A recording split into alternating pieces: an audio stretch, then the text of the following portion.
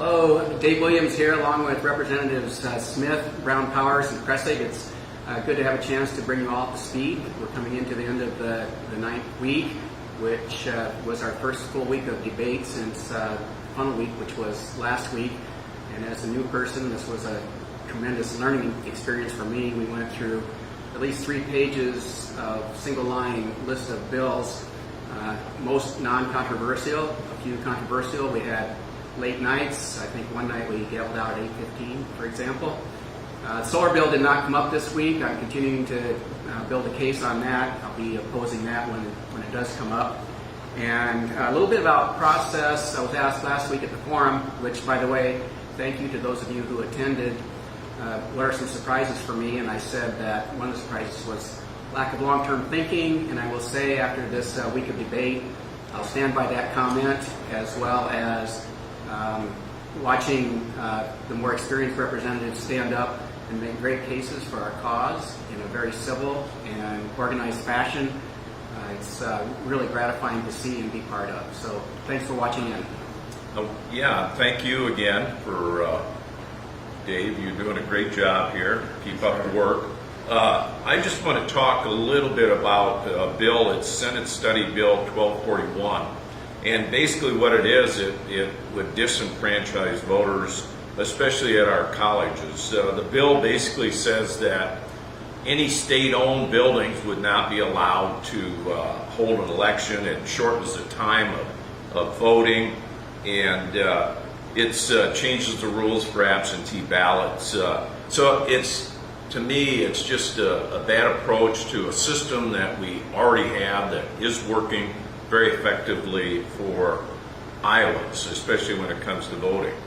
The other one I just want to mention, I know that many of you would probably have seen information on this, but the special election that's taking place this coming Tuesday. Just to share a little bit of information, Thursday and Friday and Monday you'll be able to vote at the courthouse from 8 till 4:30, and then the election is Tuesday, and hopefully you all know where you go vote. It's a very important election, and hopefully you take opportunity to spend time and vote. Thank you. Hi everybody. I first want to thank the United Association of Spinal Cord Injury folks for coming yesterday. They were here most of the day with me and spent time in the House and the Senate. They shared their personal stories about how the MCOs are and aren't working for them and how they feel the system could improve. So they are definitely an asset, and I told them sharing the story and keeping that conversation going will eventually make positive changes for us here in Iowa. The other thing that I need everybody to be aware of and keep an eye on and really push the emails right now is the Senate did pass over the bill to put politics in our Supreme Court system. So the time is now to turn it up and stop this bill.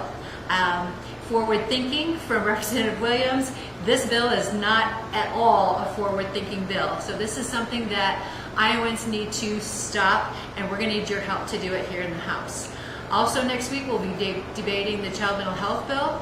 I'm excited that I'm going to meet with the governor and her staff next week to talk about things that maybe we can add into that bill in the future to make it a better bill, but it is going to start moving forward next week, and I'm excited about the bill overall. So as we kind of close out this week's debate, today we just finished debating campus free speech. And basically what this bill has done without the Democrat proposed amendment is it will allow organizations to discriminate against certain individuals and not allow them to rise in leadership of that organization if they don't abide by, most often, a mission statement that seems to discriminate against certain sex or groups of individuals. So as Democrats, we propose an amendment that would allow anybody from any walk of life, all diverse backgrounds, to rise into leadership to make sure that you offer diverse voices to these organizations. Unfortunately, our amendment wasn't accepted and the bill was passed without that amendment. Also, Senate Joint Resolution 18, which would be the strict scrutiny constitutional amendment, did pass the House along party lines. As Democrats, we voted to, again this year, as we did last year, adopt the U.S. Constitutional Second Amendment into the Iowa Constitution. We do support the Second Amendment. Being someone who was a gun owner, I understand the dangers as well as the benefits of utilizing a firearm. With that being said, what this new legislation or this new constitutional amendment will do, it will place significant barriers in regards to common sense gun reform down the road. But to always end with good news, we did pass SAFE through the House again this year, which is extremely beneficial for our institutions and our educators. So right now, we're really hoping that the Senate continues to support SAFE and pushes SAFE through the Senate, as last year SAFE was stalled in the Senate. So that's what we have for you this week. Thanks for tuning in, and look forward to speaking with you again next week.